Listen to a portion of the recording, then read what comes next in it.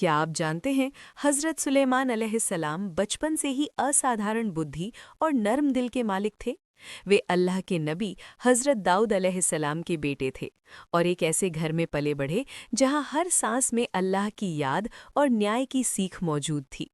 बचपन में ही उनकी आंखों में समझदारी की चमक दिखाई देती थी और वे अक्सर अपने पिता के साथ बैठकर लोगों के मसलों को सुनते और उनसे सीखते थे।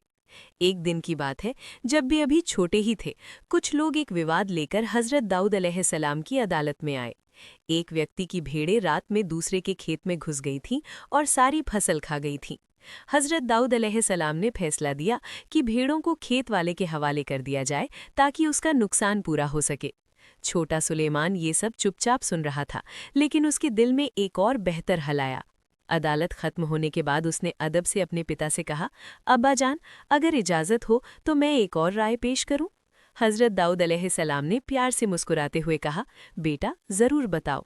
सुलेमान ने कहा, भेड़ें कुछ समय के लिए खेत वाले को दे दी जाएं ताकि वो उनसे दूध, ऊन और फायदा ले सके, और खेत का मालिक भेड़ों के मालिक के खेत को फिर से ठीक करे और नई फसल उगाए।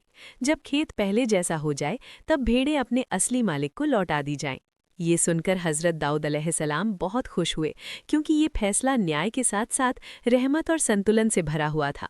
उन्होंने वही फैसला लागू कर दिया। उस दिन लोगों ने देखा कि छोटा सुलेमान कितनी गहरी समझ रखता है।